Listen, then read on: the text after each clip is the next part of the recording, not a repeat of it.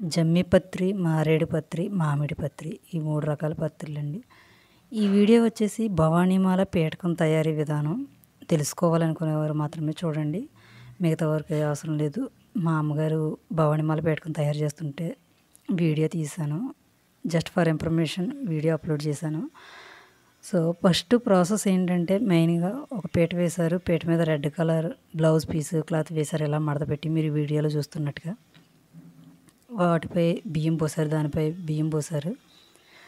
ఇలా బియ్యం పోసి ఇలా తయారు చేసి ఒక రాగి చెంబు తీసుకొని బొట్లు పెట్టి పసుపు దారంతో రాగి చెంబు కట్టి రాగి చెంబు నిండా వాటర్ పోసారండి. నిండుగా వాటర్ పోసారు.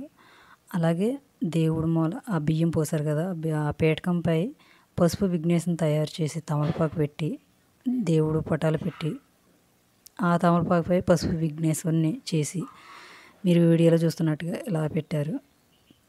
నెక్స్ట్ వన్ వచ్చేసి రాగి చెంబులో మామిడి పత్రి అనుకుంటా, మామిడి ఆకులతో ఇలాగ వేసి దానిపై అందంగా డిజైన్ చేసి దానిపై కొబ్బరికాయ పెట్టి మళ్ళీ ఆ కొబ్బరికాయపై జాకెట్ ముక్క రెడ్ కలర్ జాకెట్ ముక్కని డైమండ్ షేప్లో మడత పెట్టి అందంగా, అది కూడా చిన్న క్లిప్ వీడియో లాస్ట్లో పెడతాను చూడొచ్చు.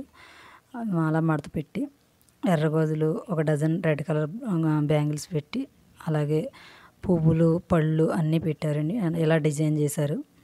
ఇవి మెయిన్ ఇంపార్టెన్స్గా ఉండవలసినవండి, ముఖ్యమైనవి.